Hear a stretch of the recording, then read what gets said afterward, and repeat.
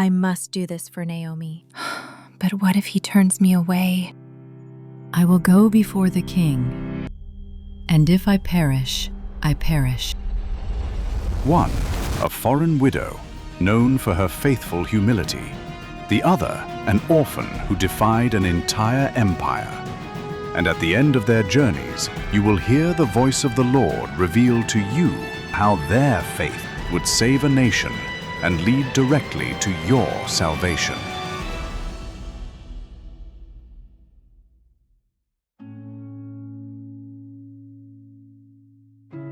No, where you go, I will go. Where you stay, I will stay. Your people will be my people, and your God will be my God. To understand this breathtaking vow of loyalty from Ruth, we must first understand the depth of her loss. Meet Ruth and Naomi. They have both just become widows. Naomi has lost her husband and both of her sons, one of them being Ruth's husband. The two of them are alone in this world, without protection and without provision. Naomi tried to urge Ruth to return to her own family, but Ruth's loyalty and love insisted she stay, placing not just her trust, but her entire future into the hands of God Himself.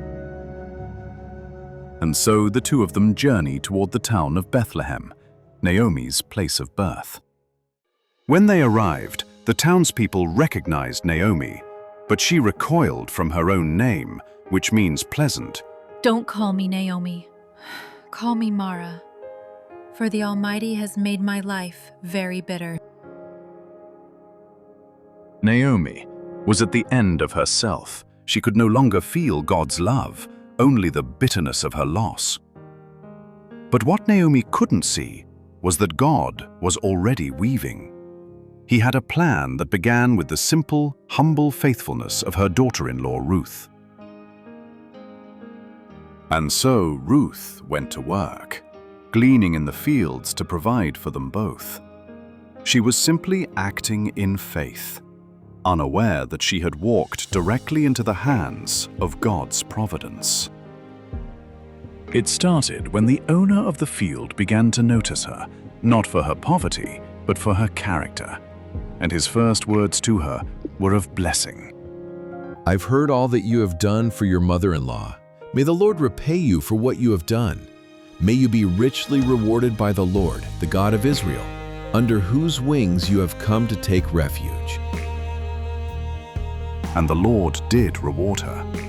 For Boaz was more than just a kind man. He was a kinsman redeemer, a relative with the right and responsibility to restore the lost heritage of Naomi's family. And so, in a moment of profound vulnerability and brave faith, following Naomi's guidance, Ruth presented herself to Boaz at the threshing floor, not demanding, but humbly seeking the protection and redemption he could offer.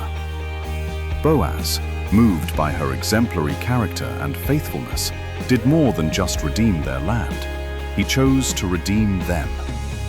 He even married Ruth, a beautiful reward for her loyal heart.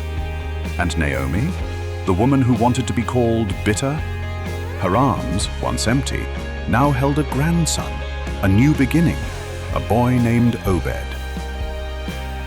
But God's plan, as always, was even more breathtaking than they could have imagined.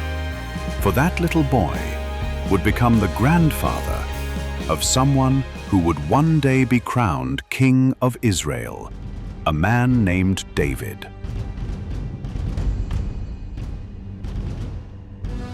But what happens when the crisis of faith isn't just personal grief?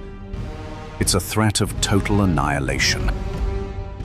For this, we turn to the Persian Empire, and to another woman of faith, a young Jewish orphan who, by a stunning turn of divine providence, became queen.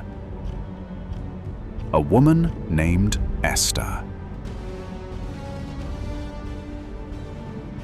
However, shortly after her coronation, a crisis erupted. A wicked nobleman named Haman, filled with pride and rage because Esther's cousin Mordecai would not bow to him, devised a monstrous plan. And so, he manipulated the king, painting the Jews as a disloyal and separate people. Unfortunately, Haman's vile accusations persuaded the king, and a decree was sealed with the king's ring. Every Jewish man, woman, and child across the empire was to be destroyed. A death warrant for an entire nation. Esther, seemingly safe in the palace, now faced an impossible choice.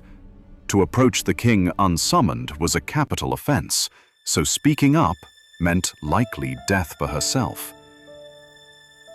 However, silence meant certain destruction for her people. And not only that, but if she were to plead for her people, she would reveal her own Jewish identity and invite the full wrath of Haman. Her own fate and the fate of her entire nation rested on her shoulders.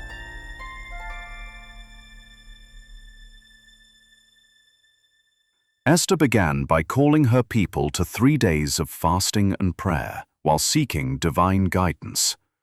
And then Esther made her choice. Her words, written in the pages of Holy Scripture, became her banner of faith. I will go before the king, which is against the law. And if I perish, I perish. And as she approached the inner court, the king saw her. Seconds must have felt like an eternity. Would he raise the golden scepter, a sign of favor, or would her life end right there? He extended the scepter. She was safe for the moment. Then, through a series of 2 carefully planned banquets, with wisdom given from above, Esther masterfully exposed Haman's wicked plot before the king. Enraged by the treachery against his own queen and her people, the king's justice was swift. The very gallows Haman had built for Mordecai became his own place of execution. And the genocidal decree? It was reversed.